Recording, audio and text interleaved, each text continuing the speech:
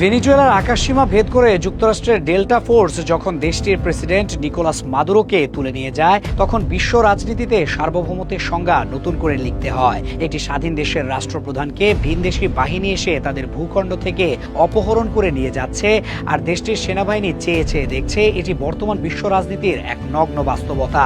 এই ঘটনাটি বাংলাদেশের জন্য একটি রেড অ্যালার্ট, কারণ ভেনেজুয়েলার মতো বাংলাদেশও এমন এক ভূ রাজনৈতিক অবস্থানে রয়েছে যেখানে প্রতিবেশী রাষ্ট্রটি বন্ধুত্বের মুখোশ পরে থাকলেও আদতে তারা আধিপত্যবাদী।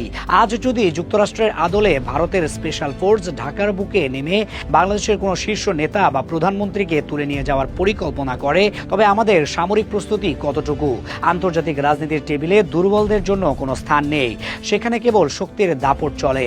ভেনেজুয়েলার ঘটনা প্রমাণ করেছে কাগজে কলমে স্বাধীন হওয়া আর বাস্তবে নিজের সার্বভৌমত্ব রক্ষা করা দুটি সম্পূর্ণ ভিন্ন বিষয়। ভেনেজুয়েলার ঘটনাটি আমাদের চোখের সামনে আঙুল দিয়ে দেখিয়ে দিচ্ছে আধুনিক সমরাস্ত্রে সজ্জিত না হলে একটি দেশের পতন কত দ্রুত হতে পারে।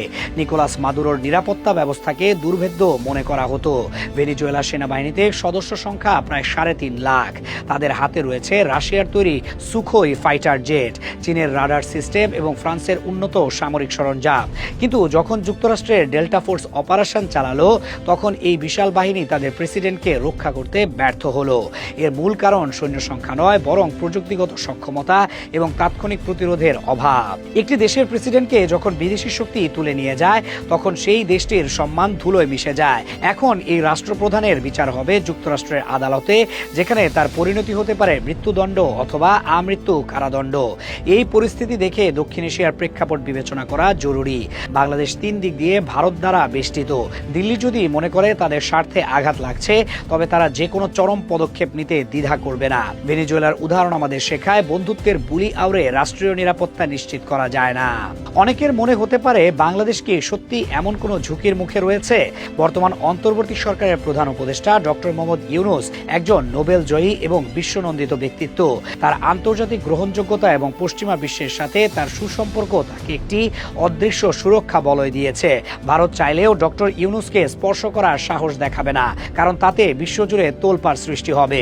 কিন্তু ডক্টর ইউনূস ছাড়া বাংলাদেশের অন্য যে কোনো রাজনৈতিক নেতৃত্ব বা ভবিষ্যৎ প্রধানমন্ত্রী কি এতটাই নিরাপদ? উত্তর হলো না। ভারতের গোয়েন্দা সংস্থা এবং তাদের সামরিক এস্টাবলিশমেন্ট যদি মনে করে কাউকে সরিয়ে দেওয়া বা তুলে নিয়ে যাওয়া দরকার, তবে তারা সেই অপারেশন চালানোর সক্ষমতা রাখে। আর ভয়ের বিষয় হলো এমন অপারেশনে তাদের সহযোগিতা করার জন্য খোদ বাংলাদেশের ভেতরে একটি শক্তিশালী গোষ্ঠী প্রস্তুত হয়ে আছে। প্রশাসনের উচ্চপদস্থ কর্মকর্তা, কিছু রাজনৈতিক দল এবং ভারতের মদতপুষ্ট সামরিক অফিসাররা নিজ দেশের স্বার্থ বিকিয়ে দিয়ে দিল্লির এজেন্ডা বাস্তবায়নে সহায়তা করতে পারে। ঘরের শত্রু বিভীষণ হয়ে থাকলে বাইরের শত্রুর কাজ অনেক সহজ হয়ে যায়। ভেনেজুয়েলার এই অসহায় আত্মসমর্পণের ঠিক উল্টো চিত্র দেখা যায় উত্তর কোরিয়ার দিকে তাকালে। কিম জং উন বিশ্ব পরাশক্তিগুলোকে বৃদ্ধাঙ্গুলি দেখিয়ে নিজের শাসন টিকিয়ে রেখেছেন। যুক্তরাষ্ট্র তাকে হুমকি দেয়, নিষেধাজ্ঞা দেয়, কিন্তু ভেনেজুয়েলার মতো কোনো অপারেশন চালানোর সাহস করে না। এর একমাত্র কারণ পারমাণবিক অস্ত্র। উত্তর কোরিয়া জানে তাদের অস্তিত্ব টিকিয়ে রাখার একমাত্র গ্যারান্টি হলো তাদের ব্যালিস্টিক মিসাইল এবং নিউক্লিয়ার ওয়ারহেড। একই কথা পাকিস্তানের ক্ষেত্রেও প্রযোজ্য। 1972 সালে পাকিস্তানের প্রধানমন্ত্রী জুলফিকার আলী ভুট্টো এক ঐতিহাসিক উক্তি করেছিলেন। তিনি বলেছিলেন, আমরা ঘাস খাবো, না খেয়ে থাকবো, তবু আমরা পারমাণবিক বোমা বানাবো।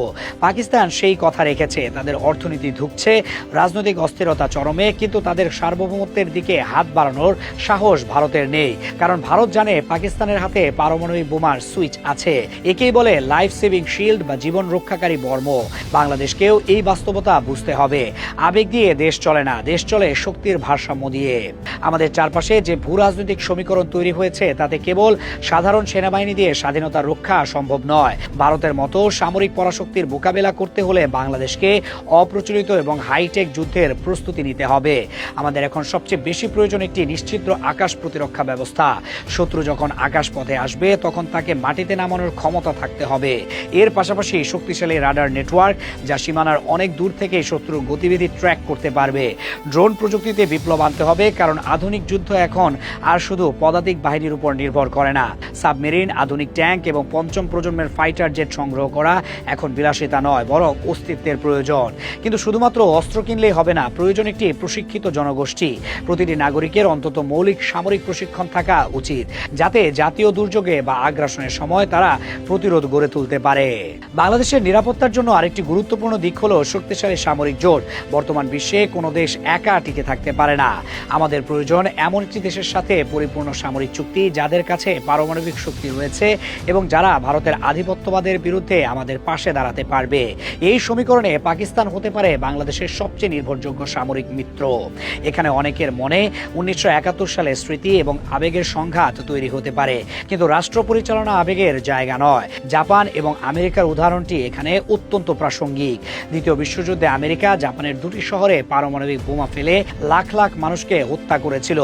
জাপানের মতে ধ্বংসযজ্ঞ পাকিস্তান বাংলাদেশে চালায়নি, অথচ সেই জাপান আজ আমেরিকার সবচেয়ে ঘনিষ্ঠ মিত্র। তারা অতীতকে আঁকড়ে ধরে বসে থাকেনি, ভবিষ্যতের কথা ভেবে আমেরিকার সাথে হাত মিলিয়েছে। ফলে জাপান আজ বিশ্বের অন্যতম অর্থনৈতিক ও সামরিক পরাশক্তি। আমাদের দেশে এক শ্রেণীর মানুষ চেতনার দোহাই দিয়ে পাকিস্তানকে চিরশত্রু হিসেবে চিহ্নিত করে রেখেছে। এই ফালতু চেতনা এবং অন্ধ আবেগ আমাদের জাতীয় নিরাপত্তাকে দুর্বল করে দিচ্ছে। আসমানি কিতাবের বাণীর মতো পাকিস্তানকে শত্রু ভেবে বসে থাকার কোনো যুক্তি নেই। ভূ রাজনীতিতে স্থায়ী শত্রু বা বন্ধু বলে কিছু নেই, আছে কেবল স্থায়ী স্বার্থ। ভারতের আগ্রাসন থেকে বাঁচতে হলে পাকিস্তানের পারমাণবিক ছাতা আমাদের জন্য গেম চেঞ্জার হতে পারে। তাদের সাথে যদি বাংলাদেশের একটি কার্যকর প্রতিরক্ষা চুক্তি থাকে, তবে ভারত চাইলেও বাংলাদেশে কোনো সামরিক অভিযান বা ভেনিজুয়েলা স্টাইলে কোনো অপহরণ নাটক সাজাতে পারবে না। পাকিস্তান যেহেতু ভারতের চিরপ্রতিদ্বন্দ্বী, তাই বাংলাদেশের নিরাপত্তা নিশ্চিত করা তাদের স্বার্থেরই অংশ। এই পারস্পরিক স্বার্থকে কাজে লাগানোই হবে বুদ্ধিমান জাতির পরিচয়। উন্নয়ন নিয়ে আমাদের দেশে অনেক কথা হয়। জিডিপি গ্রোথ, অবকাঠামো উন্নয়ন, মেট্রো রেল, পদ্মা সেতু, এসব নিঃসন্দেহে গুরুত্বপূর্ণ, কিন্তু এই উন্নয়নের স্থায়িত্ব কতটুকু যদি রাষ্ট্রের নিরাপত্তাই না থাকে? তবে এইসব দালান কোঠা আর ব্রিজ নিমিষেই ধ্বংসস্তূপে পরিণত হতে পারে। ইউক্রেনের দিকে তাকালে আমরা দেখি একটি সাজানো গোছানো দেশ কিভাবে যুদ্ধের কারণে মাটির সাথে মিশে গেছে। তাদের অর্থনীতি ছিল, কিন্তু রাশিয়ার মতো পরাশক্তিকে ঠেকানোর মতো পর্যাপ্ত প্রস্তুতি ছিল না। বাংলাদেশের অবস্থাও তাই হতে পারে যদি আমাদের রেমিটেন্স আর অর্থনীতির চাকা সচল থাকে, কিন্তু সীমান্তে ও আকাশসীমায় আমাদের কোনো নিয়ন্ত্রণ না থাকে, তবে আমরা একটি ধনী কিন্তু পরাধীন জাতিতে পরিণত হব। স্বাধীনতা তখন কেবল কাগজে কলমে থাকবে, বাস্তবে আমরা হব ভারতের একটি করদ রাজ্য। তাই অর্থনৈতিক উন্নতির পাশাপাশি সামরিক খাতের আধুনিকায়ন সমান গুরুত্ব দাবি করে। ভেনেজুয়েলার নিকোলাস মাদুরোর ঘটনাটি আমাদের দিয়ে দেখিয়ে দেয়, চীন বা রাশিয়ার মতো বড় বড় দেশের সাথে মিত্রতা থাকলে নিরাপত্তা নিশ্চিত হয় না। মাদুরোর সাথে চীনের সুসম্পর্ক ছিল, রাশিয়ার সমর্থন ছিল, কিন্তু যখন যুক্তরাষ্ট্রের স্পেশাল ফোর্স আঘাত হানলো, তখন বেইজিং বা মস্কো থেকে কেউ তাকে বাঁচাতে আসেনি। এর অর্থ হলো নিজের নিরাপত্তা নিজেকেই নিশ্চিত করতে হয়, অন্যের উপর ভরসা করে রাষ্ট্র চলে না। বাংলাদেশকে নিজস্ব সামরিক সক্ষমতা তৈরি করতে হবে, এমন শক্তি অর্জন করতে হবে যেন দিল্লি ঢাকায় কোনো অপারেশন চালানোর আগে 10 বার ভাবে। আমাদের দুর্বলতাগুলো চিহ্নিত করে এখনই ব্যবস্থা না নিলে ভবিষ্যতে আমাদের কোনো প্রধানমন্ত্রীকেও হয়তো দিল্লির কোনো গোপন কারাগারে ঢুকে ঢুকে মরতে হবে। আর তখন বিশ্ববাসী কেবল নিন্দা জানাবে, কিন্তু কেউ উদ্ধার করতে আসবে না। ইতিহাস সাক্ষী দেয়, যারা সময়ের প্রয়োজনে নিজেদের পরিবর্তন করতে পারেনি, তারা মানচিত্র থেকে হারিয়ে গেছে। আমাদের সামরিক বাহিনীর আধুনিকায়ন এবং পাকিস্তানের সাথে কৌশলগত জোট গঠন এখন সময়ের দাবি। দেশের ভেতরে থাকা ভারতের দালাল এবং বেইমান গোষ্ঠীকে চিহ্নিত করে তাদের ক্ষমতার কেন্দ্র থেকে সরাতে হবে। প্রশাসন এবং সেনাবাহিনীতে শুদ্ধি অভিযান চালিয়ে দেশপ্রেমীদের স্থান করে দিতে হবে। মনে রাখতে হবে, ভারত কখনোই চাইবে না বাংলাদেশ সামরিকভাবে শক্তিশালী হোক। তারা সবসময় চাইবে আমরা তাদের উপর নির্ভরশীল থাকি। কিন্তু 16 কোটি মানুষের এই দেশ কারো দয়ায় টিকে থাকার জন্য জন্ম নেয়নি।